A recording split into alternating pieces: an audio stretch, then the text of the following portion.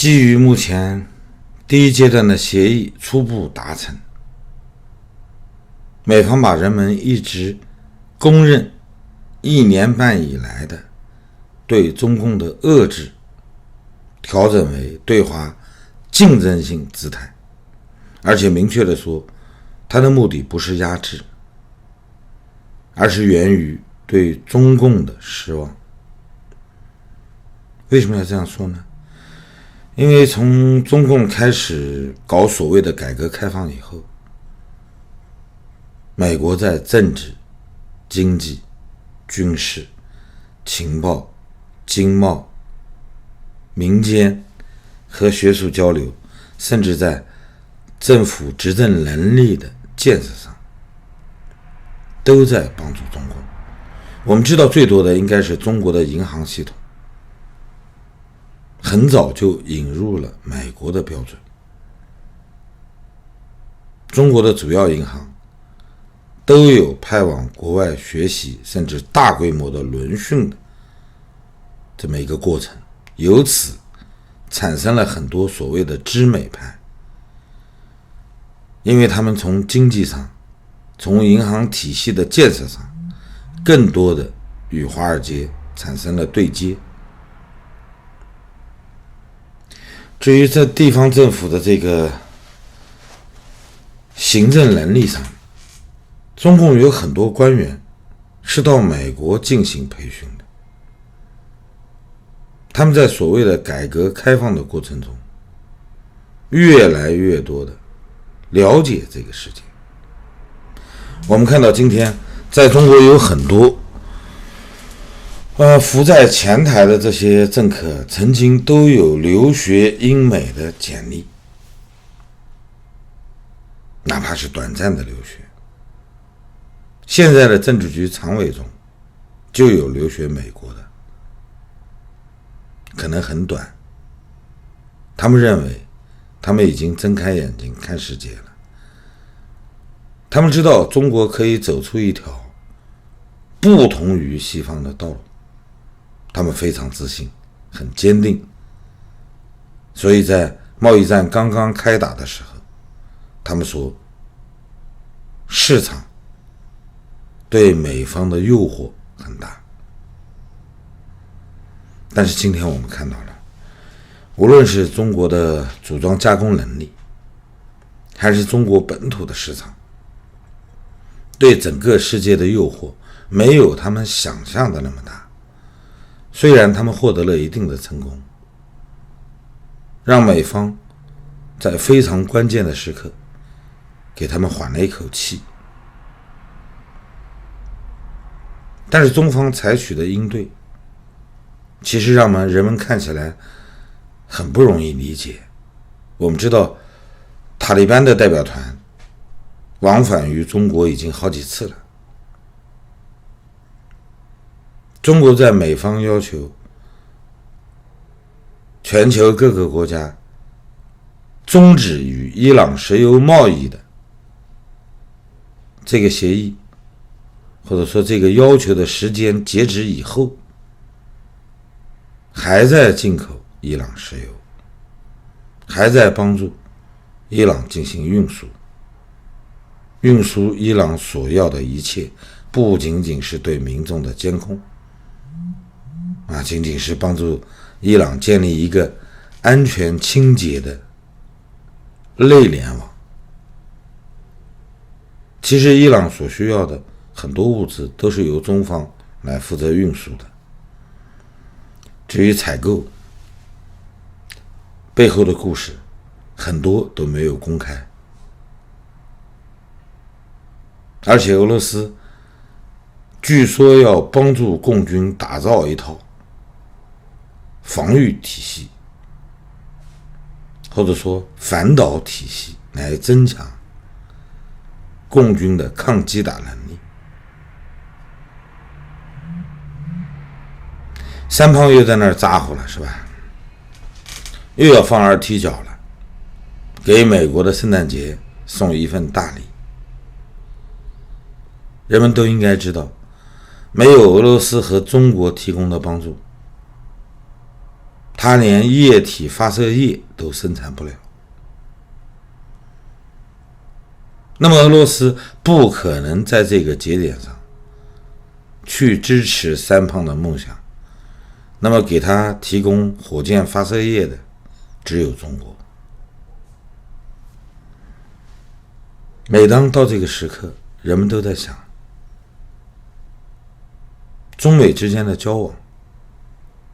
曾经的蜜月为什么这么快就消失了？其实原因就在于中国加入经贸体系，加入世界经济大循环之后过于膨胀了。他们甚至不知道发展一个国家应该是靠消费来拉动，而不可能完全依托卖地下的资源。中国在改革开放的过程中感觉到了两个问题：更加的改革开放，中共的执政地位将会丧失。那么非常坚定的左转，因为没有可能达成一个完全的自循环，所以它也会玩不转。那么向左向右都不行，怎么办呢？他们也很困扰，他们不像我们想象的那么坚定，因为他的政策也是有反复的。人们总是说，看看朝鲜，那你会认为中国会复制一个西朝鲜，完全可以关门，但是门真的能关上吗？1年半以来，所谓的贸易战让人们看到了一点：中国的经济从来就没有真正强大起来，因为你没有自己可以在国际社会中能够立足的拳头产品。你想让这个世界完全离不开你，其实很难。中国经济和世界经济捆绑得很紧，或者说中美两大经济体，它的密集交错确实需要花时间来分解，但是这个可能是有的，不是没有。1年半以来，我们看到了很多企业开始从中国市场抽身，真正能留下来的企业也遭遇到了寒冬。今天我们看到号称要更大规模的开放金融，能不能达成后果，其实大家并不清楚。而且一个真正的现代国家，尤其是像中国这样未富先老，很快的就进入老龄化的这个社会形态，它造成了很多问题。消费动能始终不够，本国人民仅仅在全国范围内解决了温饱，而且非常蹊跷的，需要进口超过6亿亩耕地的粮食，才能达到这个平衡。在这种情况下，自循环的可能几乎是不存在的。那么也有人说，像印度这样的国家，它的人口也很多，它的人均消费，粮食消费比中国要少，中国人吃的太多了，好像勒紧裤腰带就能扛过这次危机一样。其实我们都知道它不现实。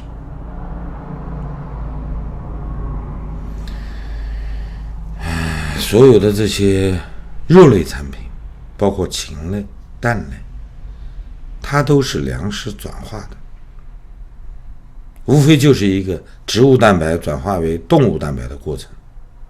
它的本质其实没有变化。中国一直号称在文革期间闭关锁国，那个时候有7亿人民7亿兵，但你不要忘了，那个时候中国有围湖造田，甚至把荒山改造成梯田，利用起一切能够种粮食的地方，所以中国当年达成了21.5亿亩耕地的这么一个规模，那是一个巅峰。如今的中国可用耕地，不谈重金属污染，不谈缺水，什么都不谈，加在一起15亿亩多一点，而中国的人口是文革末期的2倍。中国现在是14亿人，15亿亩耕地。那么仅仅靠化肥农药或者说转基因的种子就能催生出中国自己的现代农业吗？中国从地形上来看就不具备大规模农业化的基础。现在所有的化肥农药其实背后都是大化工，大化工都源于石油。中国本身没有什么油田，石油靠进口。除了西亚、俄罗斯，中国海上贸易石油进口的80%以上要路过美军基地沿岸监控的这些地区，无论是马六甲海峡还是巽他海峡，随时会被切断。那也就意味着你本身想依靠现代科技来完成农业的自给自足，这是一个奢望，地不够。肥料依据化工产品衍生出来的肥料，它的来源是石油，你没有办法保障它的安全。中国能在这个世界上获得最大的援助是美国，美国帮助你训练了走向现代国家一切的这种道路，手把手的想拉你一把，希望你能进入现代生活，不要游离在世界规则之外。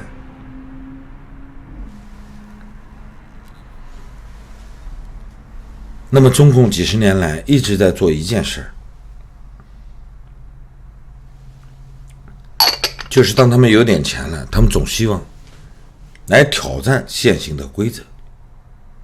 其实我们都知道，二战以来由美国主导的国际秩序，中国是间接的受益者。中国在各个领域内都获得了美国的帮助，具体直接的帮助。今天的人们已经忘记了这一点。我们知道习胖上台以后，他一直在提，无论什么样的中国特色，最后我们走的是社会主义道路。他曾经说，中国现在社会这么乱，我考虑了很多，我想清楚了，因为缺少毛泽东思想。其实骨子里他在崇拜他青年时代的偶像，他非常希望想复制毛泽东当年在中国的那种威望。他认为把自己定为一尊，就可以整顿社会风气，就可以把全国人心领成一股绳，来挑战所有遇到的难题。很遗憾，我们都知道这叫精神胜利法。今天的中国其实就是这样，有没有贸易战，只要走上习胖指挥的这条道路，都会有今天的结果，而且在可以预见的将来都不会有明确的改观。我们以前都知道，党在国上，人在党上，那是形容毛泽东的中国。那今天习胖要打造的这么一个中国，面对整个世界，面对本国人民，他都希望他能复制毛泽东的成功。他认为他是有希望的。其实我们都知道，这是人类的悲哀。其实更确切的说，它是整个中国人的悲哀。好了，谢谢大家，再见。